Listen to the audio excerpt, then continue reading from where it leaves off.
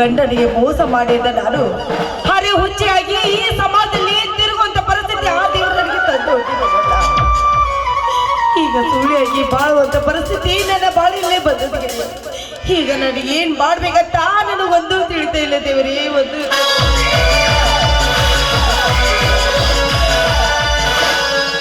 ನಾನು ಹಸರು ನೀಡುತ್ತೇನೆ ಸರೋಜ, ಅದಕ್ಕೆ ಸಂಕೋಚ. ನೋಡಿ, ನಾನು ಈಗಾಗಲೇ ಗಂಡನ್ನು ಬಿಟ್ಟು ಬಂದ ಕೈಯಡಿ ಹೆಣ್ಣಂತ ನಿಮಗೆ ಗೊತ್ತಿಲ್ವಾ? ಅದು ನನಗೆ ಗೊತ್ತು ಸರೋಜ. ಎಂದು ನಿನ್ನ ಗಂಡನ ಮನೆ ಬಿಟ್ಟು ಆ ಗೌಡನ ಮನೆಗೆ ಕಾಲಿಟ್ಟು ಅಂದೇ ನಾನಿನ್ನ ಮೇಲೆ ಕಣ್ಣಿಟ್ಟೆ. ಬಾ ಸರೋಜ, ಈ ನಿನ್ನ ಮನಮಡ್ತನ ಮನೆ ತೆನಸಿಲ್ಲ.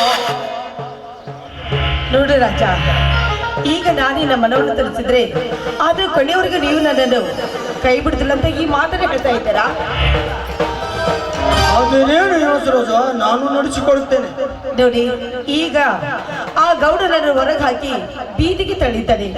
ಈಗ ನೀನು ಕೂಡ ನಿಮ್ಮ ಆಸೆ ತೀರಿಸಿಕೊಂಡು ನನ್ನನ್ನು ನಡುವಿನಲ್ಲಿ ಕೈ ಬಿಡೋದು ಅಂತ ನನಗೆ ಮಾತು ಕೊಡಬೇಕು ನೀವು. ಇಲ್ಲ ಸರೋಜ, ಇಲ್ಲ. ಆ ಗೌಡ ನಿನ್ನನ್ನು ಅರ್ಥ ಮಾಡಿಕೊಳ್ಳದೆ ವ್ಯರ್ಥ ಹೊರಗಾಗಿದ್ದ ಗೌಡ ಒಬ್ಬ ಚಂಡ. ನಿನ್ನ ಗಂಡನಾಗಿ ಕೈ ಹಿಡಿ ಏನಂತೀಯ? ಹಾಗಾದ್ರೆ ಈ ಮಾತನ್ನು ಸತ್ಯವಾಗ್ಲೇ ಹೇಳ್ತಾ ಇದ್ದೀರಾ? ಸತ್ಯ ಸರೋಜ, ಆ ದುರ್ಗಾದೇವಿ ಆಣಿಗೂ ಸತ್ಯ. ನಿನ್ನ ಗಂಡನಾಗಿ ಕೈ ಹಿಡಿ.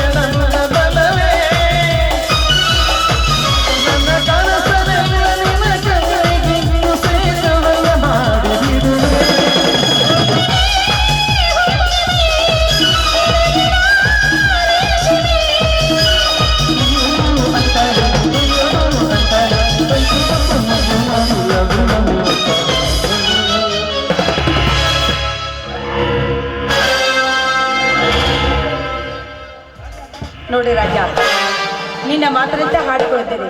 ನಾವು ಈಗಲೇ ವಿದೇಶಕ್ಕೆ ಹೋಗ್ಬೇಕು. ಬಡ್ಡಿ ಹೋಗೋಣ. ನೋಡು ಸರೋಜ, ನಾವು ವಿದೇಶಕ್ಕೆ ಹೋಗಬೇಕಾದ್ರೆ ಮರಳಿ ಇಲ್ಲಿಗೆ ಬರಬಾರದು. ಅದಕ್ಕೆ ನಿನ್ನ ಹೆಸರಲ್ಲಿರುವ 10 ಎಕರೆ ಜಮೀನನ್ನು ಮಾರಿಕೊಂಡು ಹೋಗೋಣ. ಇದೇನಂತೀಯ ನನ್ನ ಚಿನ್ನ? ನೋಡಿ, ನನಗೆ ಹೆಸರಿಗಿದ್ದ ಆಸ್ತಿ ಎಲ್ಲಿದೆ? ಯಾಕೆಂದ್ರೆ ಆ ಗೌಡ ಈಗಾಗಲೇ ಎಲ್ಲ ಆಸ್ತಿಯನ್ನು ಅವನ ತಂಗಿ ಹೆಸರಿಗೆ ಮಾಡಿಬಿಟ್ಟಿದ್ದಾನೆ. ಇದೇನು ಹೇಳ್ತಿರೋ ಸರೋಜ? ನಿನ್ನ ಆಸ್ತಿ ಇಲ್ಲವಾದ್ರೆ ನಿನ್ನ ದೋಸ್ತಿ ನನಗೆ ಬೇಕಾಗಿಲ್ಲ. ಮೊದಲು ನೀನು ಇಲ್ಲಿಂದ ಹೊರಟು ಹೋಗು. ಒಂದು ಕ್ಷಣ ನನ್ನ ಕಣ್ಣ ಮುಂದೆ ನಿಲ್ಲಬೇಡ. ಏನ್ ಮಾತಾಡ್ತಾ ಇದ್ದೀರಿ ನೀವು? ನನ್ನ ಕೊಳಗೆ ತಾಳಿ ಕಟ್ಟಿರ್ತೀವಿ, ಈಗ ನಡುವೆ ಕೈ ಬಿಟ್ಟು ಹೋಗು ಅಂತ ಹೇಳ್ತಾ ಇದ್ದಲ್ಲ. ದಯವಿಟ್ಟು ಹಾಗೆಲ್ಲ ಮಾಡಬೇಡಿ. ನನ್ನ ಕೊಳಗೆ ತಾಳಿ ಕಟ್ಟಿಸ್ಕೊಬೇಕಲ್ಲ, ಆಸೆ ನಂದು.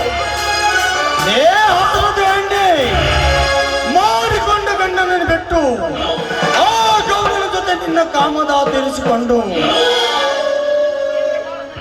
ಈ ಮಿನ್ನನ ಜೊತೆ ಬಾಳಬೇಕೆಂದು ಆಸೆ ಇದ್ದರೆ ಬೀದಿಯಲ್ಲಿ ಭಿಕ್ಷೆ ಬಿಡ ಹುಚ್ಚಪ್ಪನ ಜೊತೆ ಬೆಚ್ಚಗೆ ಮಲಗೋದು. ಅಯ್ಯೋ ದೇವರೇ, ನಾನು ಎಂತ ತಪ್ಪು ಮಾಡಿಬಿಟ್ಟೆ. ನಾನು ಆ ಪಾಪಿ ಮಾತನ್ನು ಕೇಳ್ಕೊಂಡು ಈಗ ನನಗೆ ಎಲ್ಲಿಯಾದ್ರೂ ಹೋಗಿ ಆ ಗೌಡರನ್ನು ಹೊಂದಾಣಿಕೆ ಮಾಡಿಕೊಂಡು ಅವ್ರ ಮನೆಯಲ್ಲಿ ಆದ್ರೂ ನಾನು ಇರ್ಲೇಬೇಕು. ಹೌದು, ಅವ್ರ ಮನೆಯಲ್ಲಿ ಅದು ನಾನು ಇರ್ಲೇಬೇಕು.